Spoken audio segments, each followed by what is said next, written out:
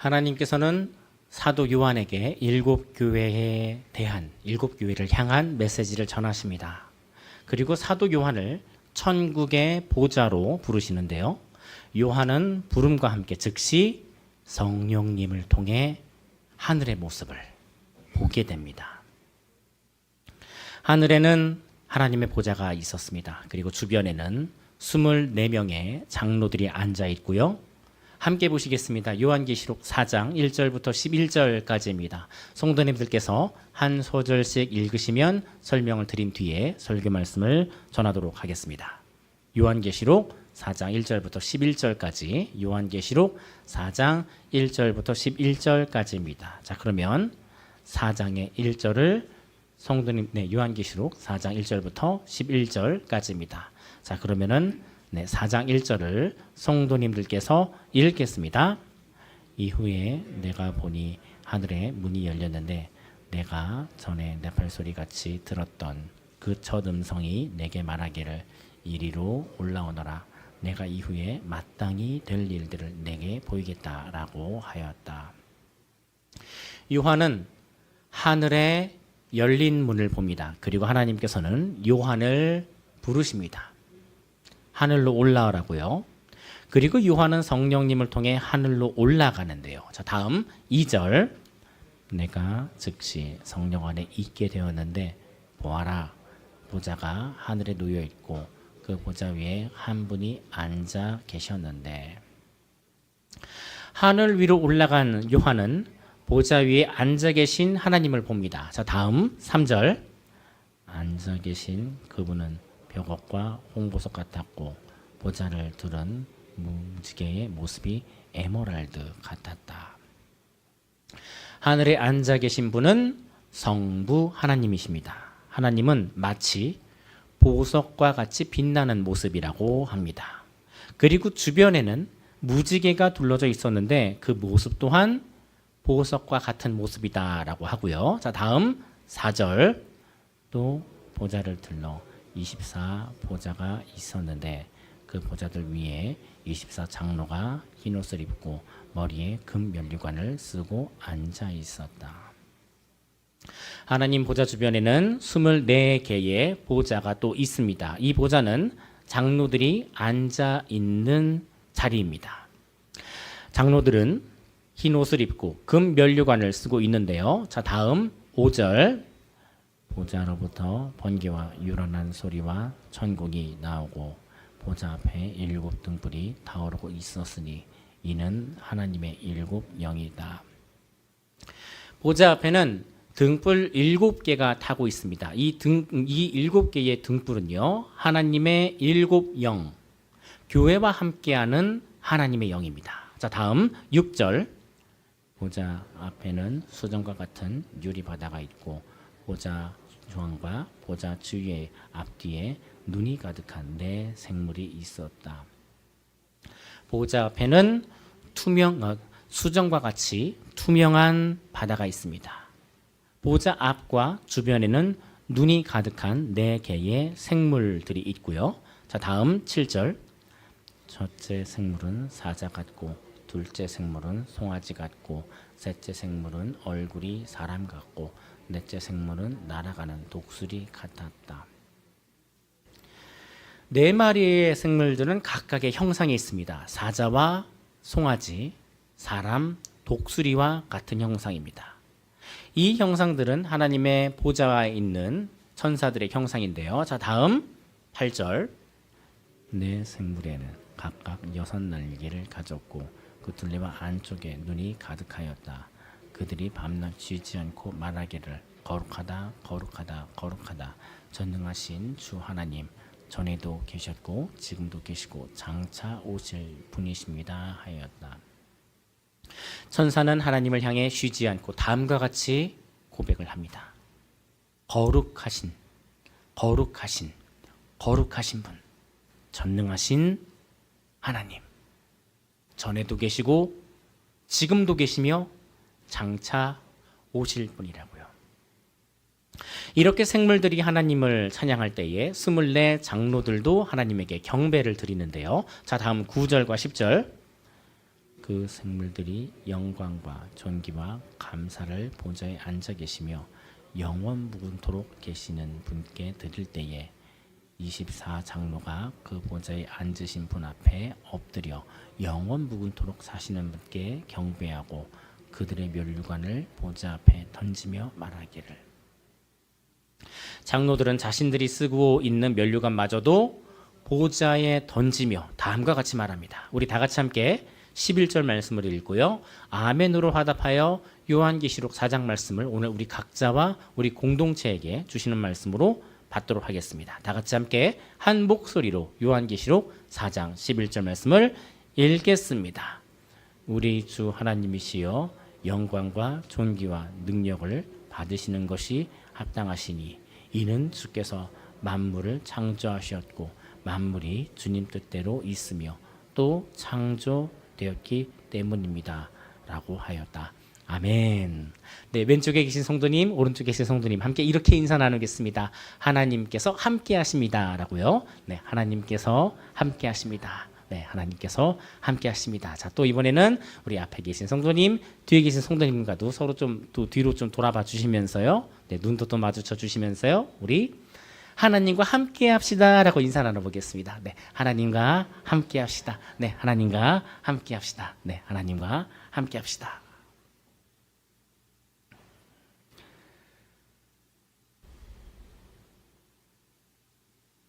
오산중학교의 성도님들, 우리는 오늘 주일 이렇게 함께 모여서 예배를 드리고 있습니다. 우리 성도님들께서는 예배 자리에 무엇을 가지고 나오셨을까요? 오늘 저희가 읽은 본문 요한계시록 4장에서는요 24명의 장로님들께서 등장하시는데요, 이 24명의 장로님들께서는 자신들이 쓰고 있는 면류관을 하나님의 보좌 앞에 벗어서 던졌습니다.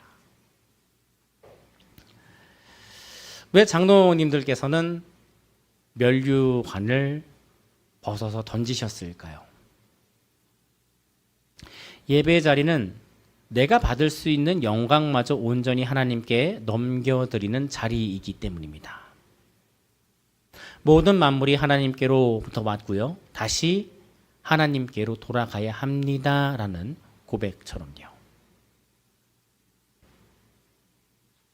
오늘 우리는 어떠한 마음으로 하나님 앞으로 나아가야 할까요? 오늘 보실 4장 말씀을 통해서요, 우리가 가져야 할 예배에 대한 자세를요 한번 살필 수 있었으면 합니다. 지난주 저희가 3장 라오디게아 교회의 앞부분까지만 보았는데요, 지난주에 보신 라오디게아 교회의 내용에 이어서 보도록 하겠습니다. 네, 저희가 오늘 보신 4장 본문의 앞으로 가셔서요 3장의 14절과 15절을 읽어보겠습니다. 요한계시록 3장입니다. 예, 요한계시록 3장, 요한계시록 3장입니다. 요한계시록 3장의 14절과 15절, 요한계시록 3장의 14절과 15절, 요한계시록 3장의 14절과 15절입니다. 네, 요한계시록 3장 14절, 15절입니다. 네, 다 같이 함께 한 목소리로 읽겠습니다. 너는 라오디게아에 있는 교회의 사자에게 이렇게 써라. 아멘이시며 신실하고 참된 증인이시며 하나님의 창조의 근원이신 분께 이와 같이 말씀하신다. 내가 내 행위들을 알고 있으니 너는 차지도 않고 뜨겁지도 않다. 내가 차든지 뜨겁든지 하기를 바란다. 아멘. 신실하신 분, 참되신 분, 창조의 근원이신, 창조의 출발이신 분께서 말씀하십니다. 예수님께서는 라오디게아 교회의 행위를 모두 알고 계시다라고 하셔요. 모든 행위. 그런데 그 행위를 두고요, 차지도 않고 뜨겁지도 않다라고 하셔요. 차갑지도 않고 뜨겁지도 않은 행동이에요. 마치 뜨뜨 미지근한, 네, 미지근한 행동입니다. 이러한 모습은요, 그 앞에 있는 충성된 분, 진실하신 분에 대한 모습과는 대비가 되는 모습이에요. 그 앞에 계신 분의 모습과는 분명히 대비가 됩니다. 무언가 하나님 앞에 라오디게아 교회는 부족해 보인다라는 거죠. 라오디게아 도시는요, 라오디게아 도시는 무척이나 풍요로운 도시입니다. 모직 산업이 발전하였고요, 교통이 잘 발달되어 있는 도시예요. 그래서 이 도시는요, 나중에는 심지어 금융 도시로까지도 발전을 합니다. 그 도시에서 화폐를 주주하고요, 그 도시에서 환전을 하는 식으로의 그런 역할을 하는 도시로까지도 발전을 합니다.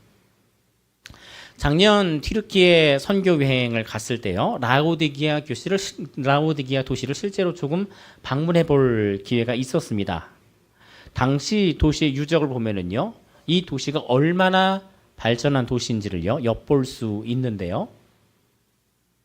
네, 이 도시의 터를 가보면은요, 보이실지 모르겠는데, 저기 바닥에 지금 깔려 있는 게, 이렇게 깔려 있는 게 지금 파이프입니다. 네, 이렇게 지금 깔려 있는 게 파이프예요. 이게 뭐냐면은요, 근처에 있는 온천수를 끌고 오는 파이프예요. 네, 약 7km 정도 되는 도시 밑에서 파이프를 깔아서 도시로까지 끌고 오는 것이에요. 그런데 이게 이제 온천수다 보니까요, 아무래도 조금 미지근합니다. 네, 실제로 이 지역에 온천에 들어가 봤는데요, 네, 무슨 진흙탕 같이 물이 뿌옇고요, 네, 냄새를 맡으면은 유황 냄새 때문에 냄새가 많이 역합니다. 거기에다가 이 도시는 의술 학교가 있고요, 오늘날로 치자면 의대인 거죠. 네, 의술 학교가 있고 또 안약을 잘 만들기로 되게 유명한 도시예요. 네, 라오디게아 안약이라고 하면은 이때 당시에 굉장히 유명한 그런 안약으로 알아주는 듯합니다. 자, 그런데 우리 성도님들께서는요, 17절을 함께 읽어보시겠습니다. 17절. 자, 다 같이 함께 한 목소리로 읽겠습니다. 내가 말하기를 나는 부자다. 내가 풍족하고 부족한 것이 조금도 없도하냐. 내가 비참하고 가련하고 눈멀고 벌거벗은 자인 것을 내가 알지 못한다.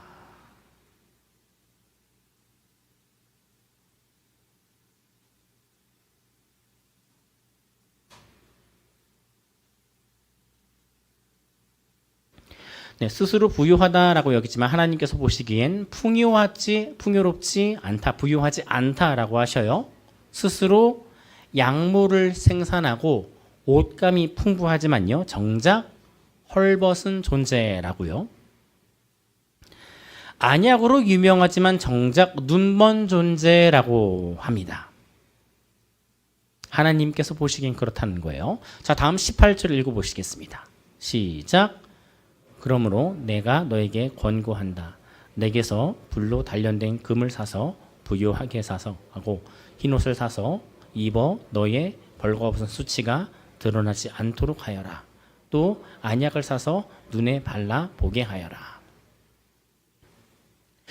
이 도시에 금이 없어서 금을 사라고 하실까요? 이 도시에 옷감이 없어서 옷을 사 입으라고 하실까요? 아니면 안약이 없어서 안약을 사 바르라고 하시는 걸까요? 지금 말하는 이것들요, 전부 다 이 도시에 있는 것들입니다. 있는데 없다고 하셔요. 있는데 없다고 하셔요. 있지만 너에겐 없어 라고 하시는 거예요. 지금 이 이야기는요, 다 무엇과 관련된 이야기냐면 믿음, 신앙과 관련된 이야기인 거예요. 저희가 15절을 다시 한번 읽어보겠습니다. 요한계시록 3장 15절 시작. 내가 내 행위들을 알고 있으니 너는 차지도 않고 뜨겁지도 않다. 내가 차든지 뜨겁든지 하기를 바란다. 예수님께서 하시고 싶은 말씀은요, 행위와 관련된 내용이에요. 너희들의 믿음에 대한 행위가 뜨뜻미지근해. 마치 너희가 자랑하는 온천수와 같은 모습이야.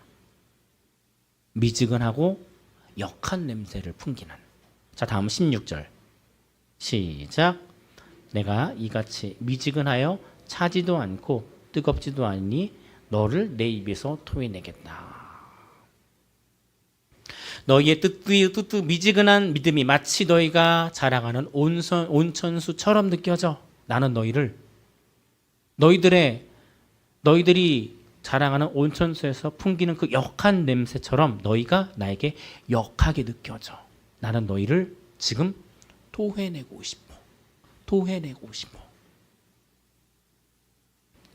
하나님께서 기대하고 바라시는 것은요, 이 땅에서 부유하게 살아가는 것이 아닌 거예요.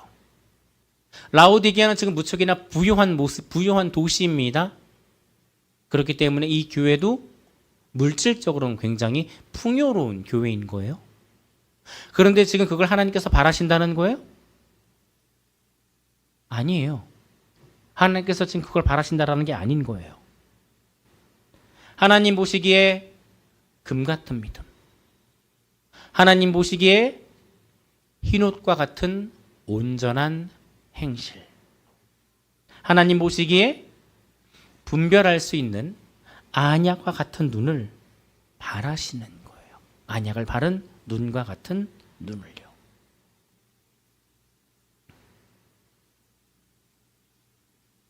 오늘날 우리 사회는 이전과 비교해서는 무척이나 부유해진 모습입니다.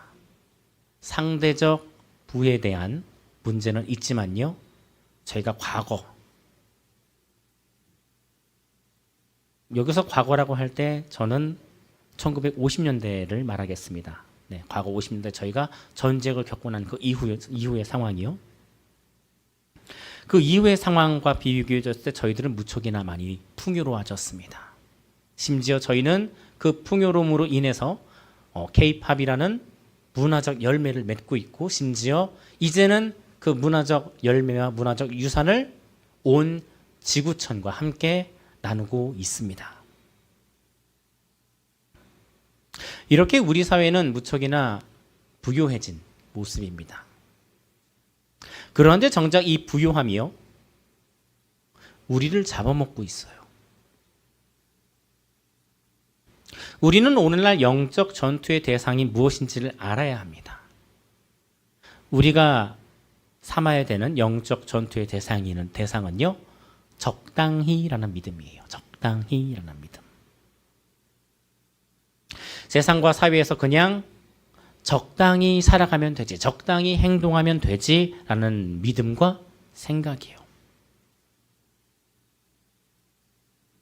우리의 믿음보다,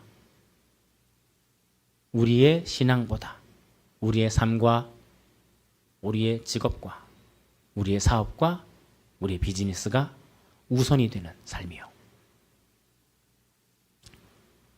이게 오늘날 우리를 라오디게아 교회와 같은 모습으로 만들고 있지는 않을까요? 이러한 것들이 오늘날 우리를요, 라오디게아 교회와 같은 그런 성도의 모습들로 우리 스스로를 만들어가고 있는 것은 아닐까요? 3장 말씀을 통해서요, 우리 자신을 우리가 살필 수 있어야 할 것입니다. 귀 있는 자는 성령이 교회에게 하시는 말씀을 들어라 라고 말씀해 주시는 것처럼요. 자, 우리는 다음 4장으로 넘어가 보겠습니다. 이후에 요한은 하늘에 열린 문을 봅니다. 그리고 그 문에 예수님께서 올라오라 라고 부르십니다. 앞으로 되어야 할 일들을 보여주시겠다라고 하면서요, 우리 다 같이 함께 2절과 3절을 읽어보실게요. 다 같이 함께 2절과 3절. 자, 다 같이 함께 요한계시록 4장 2절과 3절입니다. 요한계시록 4장 2절 3절 함께 한 목소리로 읽겠습니다. 내가 즉시 성령 안에 있게 되었는데 보아라, 보좌가 하늘에 놓여 있고 그 보좌 위에 한 분이 앉아 계셨는데 앉아 계신 그분은 벽옥과 홍보석 같았고 보좌를 두른 무지개의 모습이 에메랄드 같았다. 앉아 계신 분은 성부 하나님을 말해요. 성부 하나님이 앉아 계신데 모습이 마치 보석들과 같이 빛나는 모습이라고 해요. 그리고 보좌 주변에는요, 무지개가 있습니다. 이 무지개마저도 빛이 나요. 에메랄드 빛으로요. 에메랄드 보석과 같이요. 성경에서 무지개가 의미하는 것은요, 약속, 언약입니다. 하나님께서 노아에게 약속의 증표로 무지개를 주신 것처럼요. 하나님 보좌 위에, 하나님 보좌 앞에 무지개가 함께한다라는 것은요, 언약의 하나님께서 마지막까지도 그 언약과 그 약속과 함께 하신다라는 것이죠. 마지막까지도 그 약속과 함께 하시는 모습인 거죠. 자, 그러면 그 언약의 하나님, 약속의 하나님께서는 과연 누구와 함께 하시는 걸까요? 자, 다음 4절을 읽어보실게요. 4절 시작. 또 보좌를 둘러 24보좌가 있었는데 그 보좌들 위에 24장로가 흰 옷을 입고 머리에 금 면류관을 쓰고 앉아 있었다. 하나님의 보좌 주변에 보좌들이 또 있어요. 그 보좌의 개수가요, 24개입니다. 이 보좌들은요, 장로님들의 보좌이고요. 네, 옷은 흰 옷을, 머리에는 금 면류관을 쓰고 있습니다. 요한계시록에서 옷은요, 행실을 뜻합니다. 흰 옷을 입고 있다는 것은요, 올바른 행실을 말하는 것이에요. 흰 옷을 입고 있다는 것이요. 머리에 쓰고 있는 면류관은요, 월계관을 뜻하는데요. 월계관은 누가 쓰는 것이냐? 경기에서 승리한 사람, 그리고 전쟁에서 승리한 사람이 쓰는 것이 면류관입니다. 금 면류관을 썼다라는 것은요, 믿음에서 승리한 자들이라는 뜻이에요. 마지막까지 승리한 자들이요. 마지막까지 믿음에서 승리한 자들.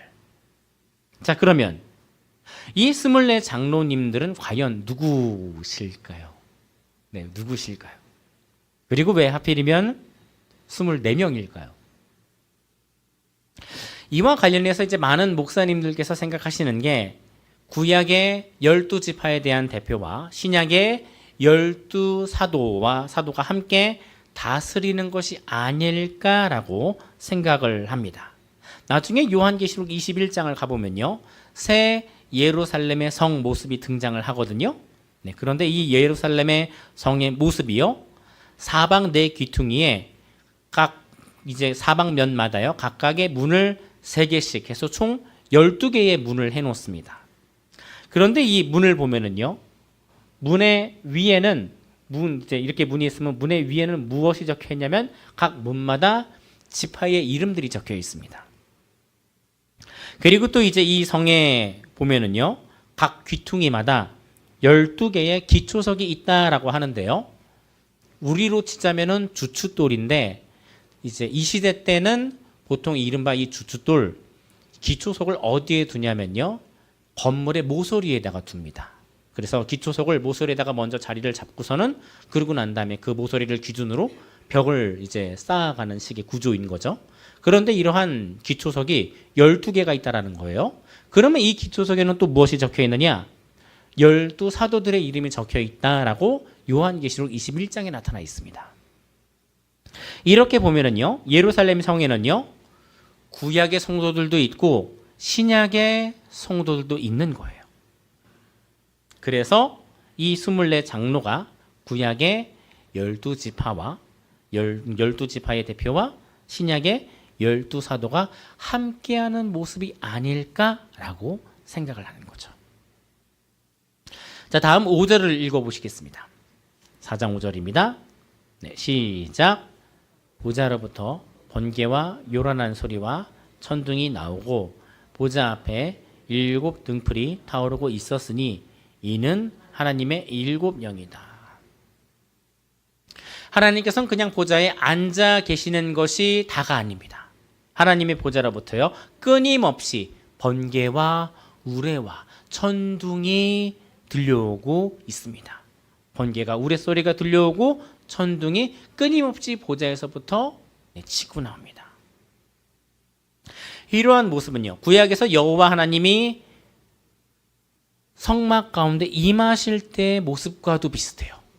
구름이 자욱하고 그 주변 가운데 하나님께서 말씀하실 때 천둥과 같은 소리가 들리는 듯한 모습으로요. 자, 이는요, 하나님의 위엄과 영광이 번개, 우레, 천둥과 같은 모습으로 나타나고 있는 것이죠. 하나님의 위엄은 지금도 끊임없이 보좌로부터 끊임없이 뿜어져 나오고 있는 것이죠. 우리가 이 땅 가운데서 천둥과 번개와 우레를 볼 수 있는 것처럼요. 창세전부터 지금까지, 그리고 앞으로도 영원히요. 그리고 그 보좌 앞에, 하나님의 보좌 앞에 7개의 등불이 타고 있습니다. 이 등불을 가지고 성경은요, 하나님의 7영, 즉 성령 하나님이라고 설명을 해요. 그런데 이 영에 대한 개수가 몇 개예요? 이 영에 대한 개수가 7개예요. 누구와 함께하는 영인 거예요? 7개. 누구와 함께하는 영인 거예요? 네. 누구와 함께하는 영인 거예요? 7? 교회와 함께하는 영인 거예요. 7교회와 함께 하는 하나님의 영이요, 지금 어디에 놓여 있느냐? 하나님의 보좌 바로 앞에 놓여 있다라는 것이에요. 하나님의 보좌 바로 앞에서 이 7개의 등불을 하나님께서는요, 보좌 앞에 이 7개의 등불을 두시고요, 꺼지지 않는 등불처럼 지금 우리 교회와 함께 하시는 모습인 거죠. 교회와 함께 하시는 모습. 자, 다음 6절을 읽어보시겠습니다. 시작. 보좌, 4장 6절입니다. 자, 시작. 보좌 앞에는 수정과 같은 유리바다가 있고 보좌 중앙과 보좌 주위에는 앞뒤에 눈이 가득한 네 생물들이 있었다. 수정과 같은 유리바다라고 되어 있는데요. 여기서 이제 이 유리라는 표현이 이제 형용사입니다. 자, 그런데 이제 이 유리라는 표현이요, 정말로 유리라는 물질로 된, 이렇게 유리로 된 물질로의 바다일 수도 있고요. 아니면 유리처럼 투명한 바다일 수도 있습니다. 유리바다라는 표현 자체가 그렇습니다. 자, 그런데 저희가 보고 있는 성경에서는요, 유리바다가 있고라고 되어 있는데요, 헬라어 성경에서는 여기에 무엇뭐처럼이라는 표현이 같이 들어가 있어요. 자, 그러니까 보좌 앞이, 하나님의 보좌 앞이 마치 유리 바다와 같다라는 것이에요. 보좌 앞이 유리로 된 바다와 같다. 그 바다가 유리와 같이 이제 투명하다라는 의미인 거죠. 앞에 무언가 바다 같은 것이 있는데 유리처럼 투명하고 너무나도 투명해서 심지어 수정과도 같다, 크리스탈과도 같다라는 것이죠. 보좌 앞에 바다가 있는 것은요, 하나님의 보좌와 우리와의 그 사이 가운데 존재하는 구분인 것입니다. 범접할 수 없는 바다, 건널 수 없는 바다, 건너편에 계신 하나님이에요. 건널 수 없는 바다 건너편에 계신 하나님. 너무나도 깨끗한 모습, 너무나도 거룩한 속성과 성품으로 우리와 구분되어져 있는 모습이에요. 그리고 그 하나님의 보좌 주변에요, 4마리의 생물들이 돌아다니고 있어요. 자, 다음 7절을 읽어보시겠습니다. 4장 7절. 시작. 첫째 생물은 사자 같고, 둘째 생물은 송아지 같고, 셋째 생물은 얼굴이 사람 같고, 넷째 생물은 날아가는 독수리 같았다. 사자, 송아지, 사람, 독수리. 이게 다 어디에 등장하는 생물들이냐면요, 에스겔서 1장에 등장하는 생물들의 모습입니다. 자, 그런데 이 생물들이요, 지금 어떤 생물들이냐면요, 하나님의 보좌에 있는 네 천사들의 모습입니다. 네 천사들의 모습이요. 자, 그러면 각각의 생물들이 마치 사자, 송아지, 사람, 독수리냐? 이 생물들의 모습들은요, 이전에 이스라엘 백성들이 성막 근처에서 진을 칠 때 따르는 깃발들의 모습입니다. 이것을 설명하는 것이 이제 어디에 들어가 있냐면은 팔레스타인의 이제 그 팔레스타인에서 이제 계속 내려오는 탈굼이라고 불리우는 성경에 대한 해설서, 성경에 대한 설명서입니다.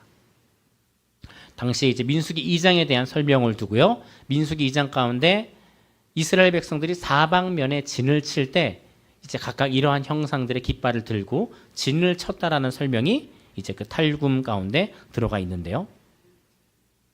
네, 그렇게 이제 이스라엘 지파가 12지파가 있으면은요. 각 지파마다 3지파씩 묶어서 동서남북 이제 4분면에 진을 치는 거죠. 그리고 각 지파의 묶음별로 네, 자신들을 따르는 깃발들이 있는 것이죠. 네, 요렇게 이제 네, 깃발들이 이제 있고요. 그래서 이제 이 깃발들이 네 면에 진을 치면은요. 아마 이렇게 보일 것입니다. 지금 새가 2마리가 들어갔는데요. 네. 둘 중에 하나는 사람이 되어야 합니다. 네. 네, 그래서 이제 이렇게 4개의 깃발들이 그 진영을 중심으로 이렇게 이제 진을 치고 있는 것이죠. 어떤 분들께서는 내 동물들을 두고요. 뭐 사자와 같은 용맹함, 뭐 황소와 같은 순종 이런 식으로 설명을 하시는 분들도 계셔요. 자, 그런데 이제 보좌의 동서남북에 위치한 천사들의 모습이요. 각 지파들을 상징하는 동물들의 모습, 각 지파들을 상징하는 깃발의 모습과도 같다라는 것은 각 지파의 상징과도 같다라는 것은요. 이스라엘을 지키고 이스라엘과 함께 하신 하나님으로 보는 것이 더 적절해 보입니다. 이스라엘 12지파와 함께 하시고 이스라엘 12지파를 이집트 땅에서부터 지금까지 이끌어 오시고 천국으로 가는 그날까지도 영원히 함께 하시는 하나님의 모습이로요. 이스라엘과 함께 하시는 하나님의 모습이요. 자, 그런데요. 다음 8절도 읽어보시겠습니다. 8절 시작. 내 생물은 6날개를 가졌고 그 둘개와 안쪽에 눈이 가득하였다. 그들이 밤낮 쉬지 않고 말하기를 거룩하다 거룩하다 거룩하다. 전능하신 주 하나님 전에도 계셨고 지금도 계시고 장차 오실 분이십니다 하였다. 자, 이 네 생물들, 그러니까 네 천사들의 날개 안팎으로는요 눈들이 가득하다라고 해요. 자, 이 눈들이 가득하다라는 것은요 천사를 통해 동서남북 세상 모두를 보고 계신 하나님의 모습으로 나타나는 것이죠. 네. 이거보다는 눈이 더 많지 않을까 싶긴 합니다. 네, 요즘 표현으로 치자면 이제 환공포증이 올 만큼 네, 그렇게 눈이 네, 안팎으로 잔뜩 붙어 있는 그런 모습이죠. 그런데 이렇게 눈이 많은 천사들이요 하나님을 향해 밤낮을 쉬지 않고 다음과 같이 외친다라고 해요. 거룩하십니다. 거룩하십니다. 거룩하십니다. 전능하신 주 하나님. 전에도 계시고 지금도 계시고 장차 오실 분. 장차 오실 분. 온 세상을 이 수많은 눈들로 다 보고 계신 하나님께서요. 전에도 계셨고 지금도 계시지만 그 하나님께서는 장차 이 땅 가운데로 내려오실 분으로 말을 하고 있는 것이죠. 그렇게 이제 천사들도 찬양을 하고요. 이와 함께 장로님들께서도요. 하나님을 경배하는데요. 이번엔 9절부터 11절까지를 같이 읽어보겠습니다. 요한계시록 4장 9절부터 11절까지입니다. 자, 다 같이 함께 한 목소리로 읽겠습니다. 그 생물들이 영광과 존귀와 감사를 보좌 앉아 계시며 영원 묵은토록 사시는 분께 드릴 때에 24장로가 그 보좌에 앉으신 분 앞에 엎드려 영원 묵은토록 사시는 분께 경배하고 그들의 면류관을 보좌 앞에 던지며 말하기를 우리 주 하나님이시여 영광과 존귀와 능력을 받으시는 것이 합당하시니 이는 주께서 만물을 창조하셨고 만물이 주님의 뜻대로 있으며 또 창조되었기 때문입니다 라고 하였다. 10절을 보시면요. 장로들이 보좌 앞에 면류관을 던진다라고 표현이 되어 있어요. 10절을 다시 보여주시고요. 여기에서 면류관을 던진다라는 표현은요. 말 그대로 물건을 던지듯이 던진다입니다. 네, 그래서 이전에 이 구절을 보고요. 주일학교 학생들이 이렇게 질문을 하였습니다. 아니 목사님, 장로님들이 왜 면류관을 던져서 하나님을 맞추는 건가요? 네, 우리 주일학교 친구들이 이렇게 질문을 하였습니다. 혹시 기억 안 나요? 네, 기억 안 나요? 우리 주일학교 때 나왔던 질문이야. 왜 하나님께서 면류관을 던져서 하나님, 장로님들이 면류관을 던져서 하나님을 맞추고 있는 것인가요?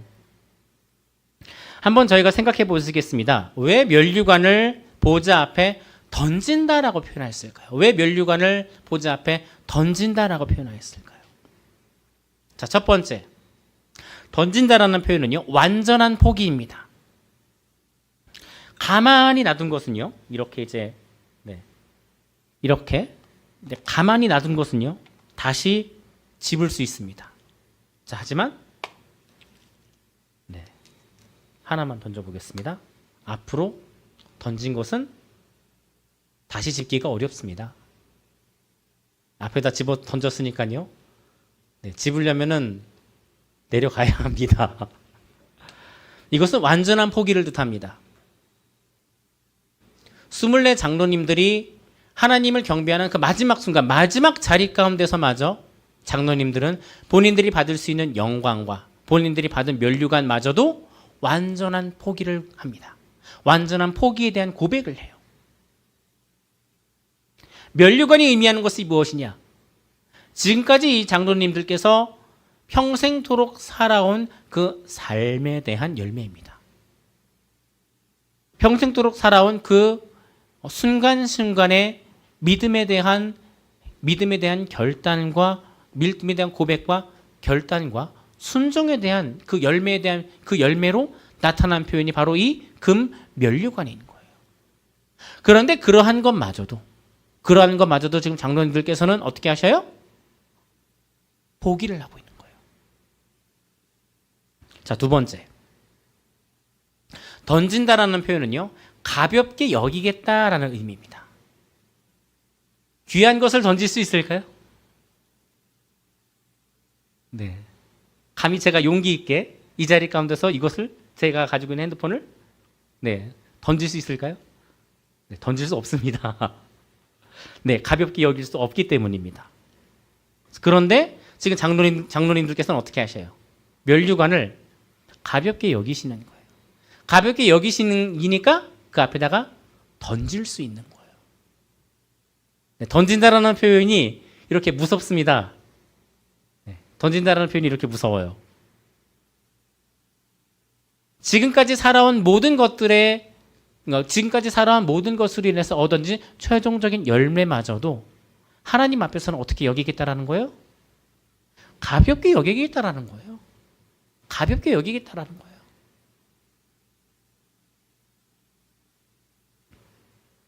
가치 없는 물건을 던질 수 있습니까? 가치 없는 물건으로 던질 수 있을 만큼 가볍게 여기겠다라는 고백인 것입니다. 우리의 삶 가운데 수많은 소중한 것들이 있습니다. 그것이 때로는 우리들의 물질일 수도 있고요. 그것이 때로는 우리들의 시간일 수도 있고요. 그것이 때로는 우리들의 노력일 수도 있습니다.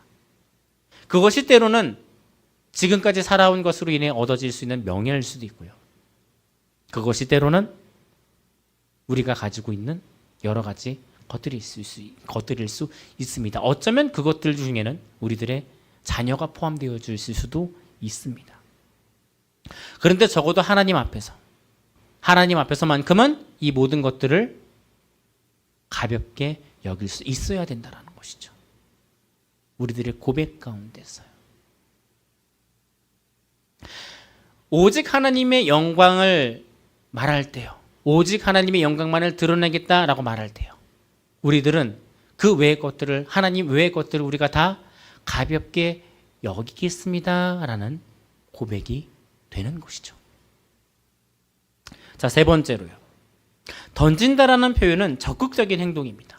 포기에 대한 적극적인 결단이에요. 수동적 순종이 아닙니다. 수동적 결단이 아니에요. 상황이 이렇게 되니까 어쩔 수 없이 따라야지, 어쩔 수 없이 순종해야지가 아니에요. 자발적으로 먼저 나서서 하나님께서 그 면류관을 나에게 바쳐라라고 하나님께서 말씀하신 것이 아닌데도 장로님들께서는요, 자발적으로 면류관을 들어서 하나님 앞에 던집니다. 적극적 결단에 대한 모습인 거죠.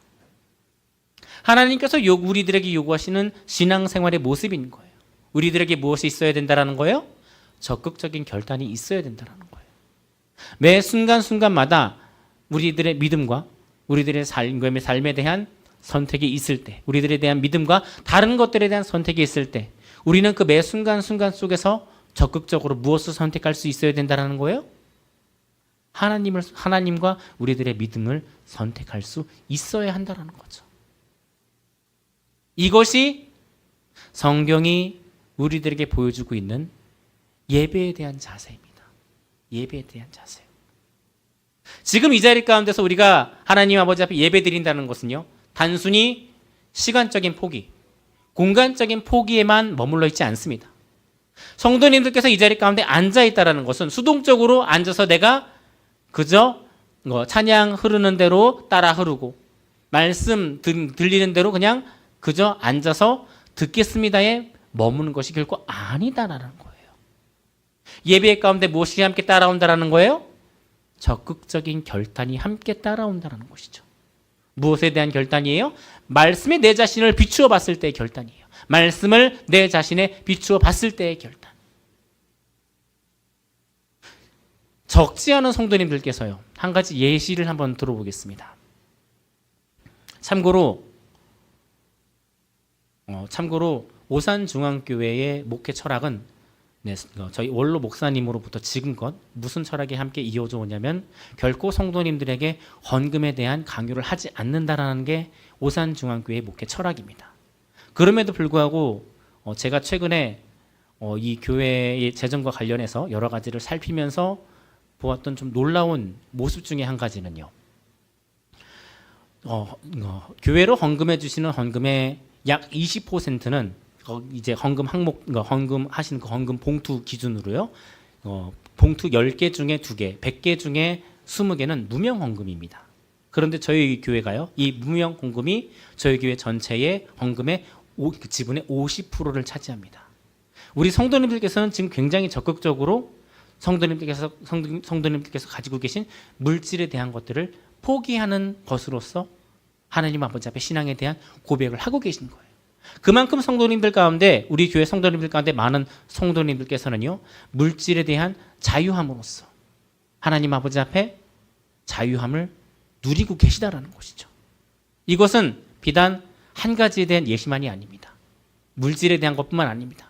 이것이 때로는요, 성도님들의 시간일 수도 있습니다. 이것이 때로는요, 성도님들의 노력일 수도 있습니다. 이것이 때로는요, 오늘날 가운데서는요, 남들보다 조금 부족하게 살아가는 것일 수도 있습니다. 남들보다 조금 부족해도 괜찮습니다. 남들보다 조금 덜 못 벌어도 괜찮습니다.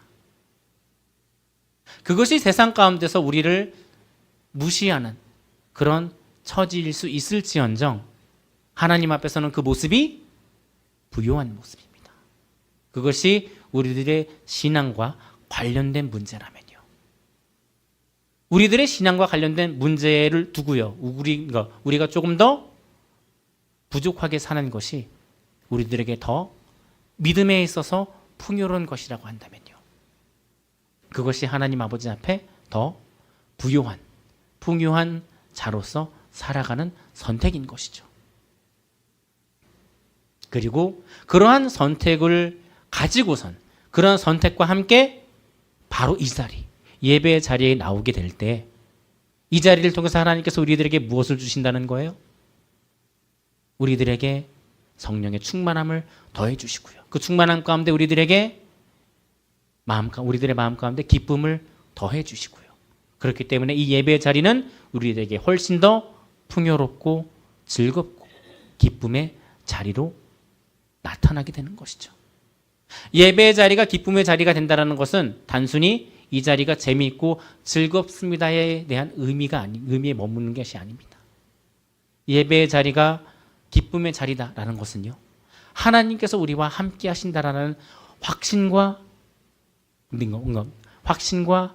그런 하나님께서 우리들에게 함께 하신다라는 그런 믿음을 우리들에게 더하여 주시는 것이 확신과 믿음에 대한 더함이에요.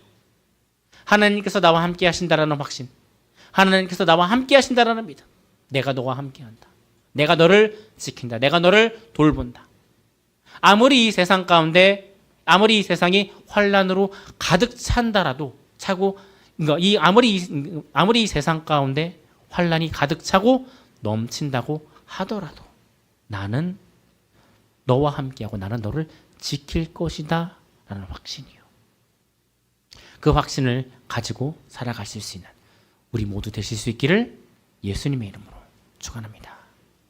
자, 우리 오늘 하나님께서 주신 말씀을 가지고요, 각자 우리 성도님들께서요, 성령님께서 주신 반응에 따라 잠시 기도하는 시간 하겠습니다.